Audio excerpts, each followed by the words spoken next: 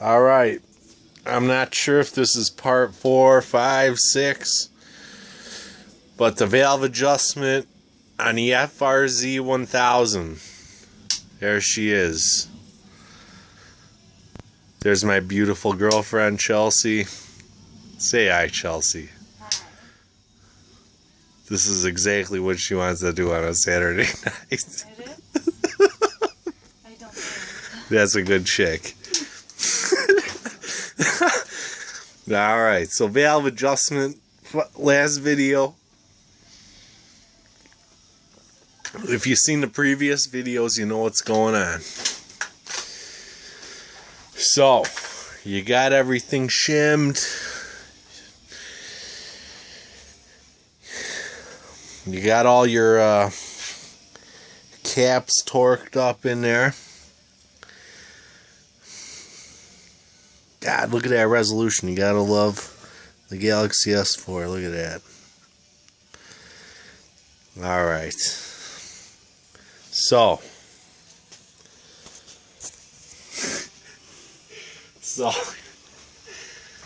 you're probably getting into your job and you probably had the beers flowing by now.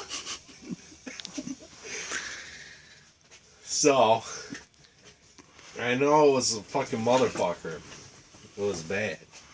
But you're getting to the end, right? You had your book out.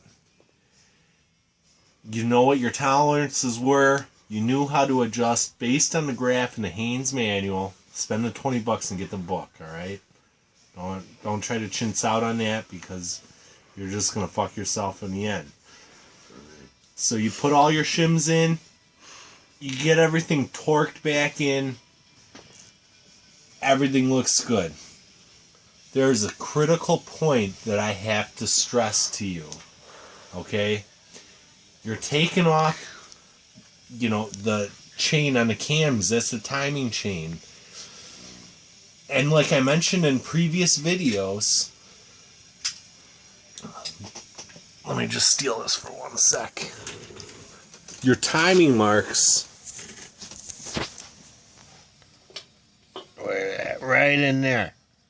Right in that little hole. I mean, you can't really see the marks in there, but you see that little arrow, and there's little marks on that wheel in there that you see.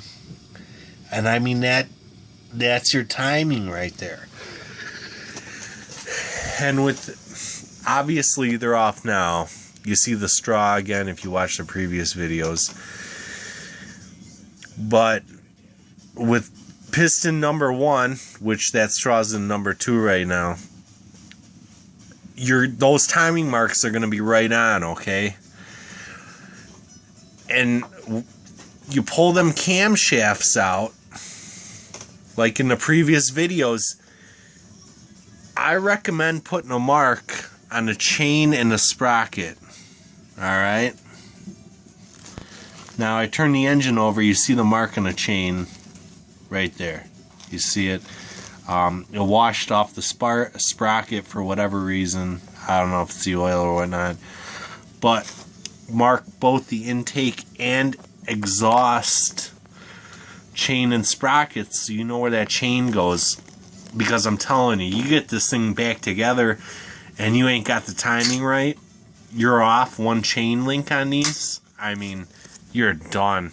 You plan on tearing it all back apart, you're done. Now, let's say you do put it back together and you're testing everything out, you turn the engine over and whatnot. Now you're turning it over by hand because if you are off on the timing, you're going to feel a dead stop. And that means you're way the fuck off. This isn't going to make any sense, is it? Anyways, you're going to be way off on the timing. And you'll bend valves and whatnot on the piston. And you don't want that.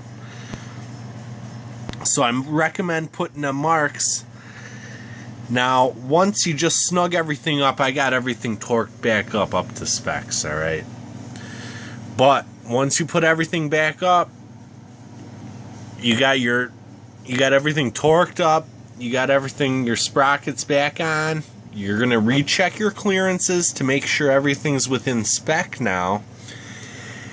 And you find that your markings I described earlier, you can't see them right now, but I showed them in previous videos. One's right there on the cap there, and the other one's on the sprocket when you're at top dead center. I'm not at top dead center though on piston 1. Those have to mark up, and then you have to look at your timing in that little window they give you. Where's it at? Right in there, I think. Right in there, yeah. Everything's got to line up. Alright? Now, if you fall into the situation where you didn't put the sprocket back exactly how it goes, alright? Let's say you didn't put both of them back to where it goes, alright?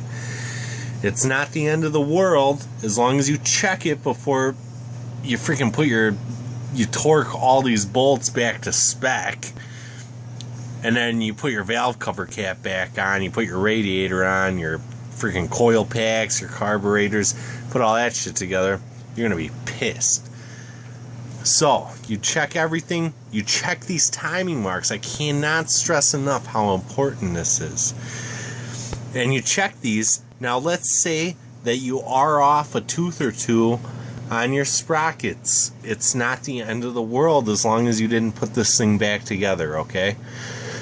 And if you are off, which you shouldn't be, because you should be marking the chain and sprocket with a Sharpie marker, wipe the oil off, that way you know where everything goes. But if you didn't, it's not the end of the world. So, okay, you're off on your timing now. Okay, them timing marks aren't lining up. What you're going to have to do is you're going to have to just unbolt the exhaust shaft, camshaft, alright? You're going to unbolt that, and what that's going to allow you to do is you'll be able to pull that out, you'll be able to slip it in the position you want it to, right? Then you're going to have this gap right there on the intake side, alright? And that'll give you enough chain clearance to be able to slip it whatever lengths you want. Now, like I said, I can't stress how important this is. Gotta do it. I'm telling you, if your timing's off, your bike's gonna run like shit. If you're off a tooth, you're done. And you put it back together, there ain't no way I'm taking this thing back apart for a tooth on that gear. So like I said, just mark them with a Sharpie. I know you got these marks from the factory, okay? But let me turn this thing back to top dead center. I'm going to turn it back to top dead center just so I can show you what I'm talking about, okay? So again, I got my straw. You took it apart with cylinder number 1 at top dead center, okay? I'm going to drop my straw in there. As you see, it's obviously not at top dead center.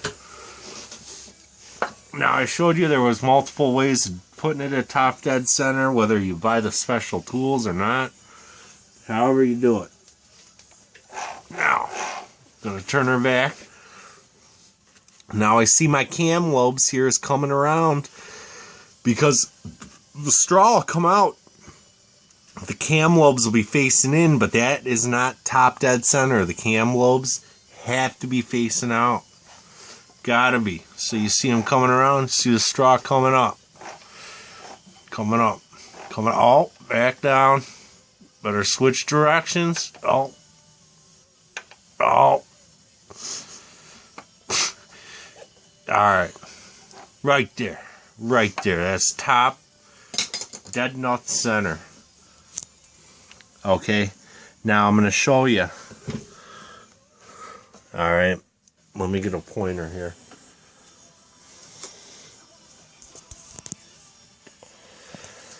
Now, like I said, you're measuring each cylinder. This one, number one's at top dead center now. You go 1, 2, 3, 4 down the line. Right? All at top dead center. Measuring with the straw. Making sure that those cam lobes are facing out. Alright? If they're facing in, you got wrong readings. Anyways, these marks, I just turned it over so I can show you. Let me get a good shot here. See this little mark on the cap? That little line. And then they put a punch mark, and that's actually on the camshaft sprocket, but it's bolted to the camshaft. Hopefully you're not taking that off. Okay? See how they're lined up perfect? Same on the exhaust. Same on the exhaust. It's a little blurry, but you see the line? I see it's blurry, but man, they're lined up like perfect. And again, in your timing window, that little arrow is pointing at that line. And if you don't have that when you put it back together, you better make some adjustments. But as far as everything goes from here, like I said, with the tapered feeler gauges and whatnot, grind your own set, you know, for here, regular feeler gauge, tapered, regular, exhaust, fits all regulars. And once you get everything tightened down to spec, you got to turn every cylinder to top dead center and mic everything back out. And as long as it all comes in, you're good to go. But like I said, it might mic out alright, but if you're off a link or two on your cam sprockets, you're toast. But that's all I got.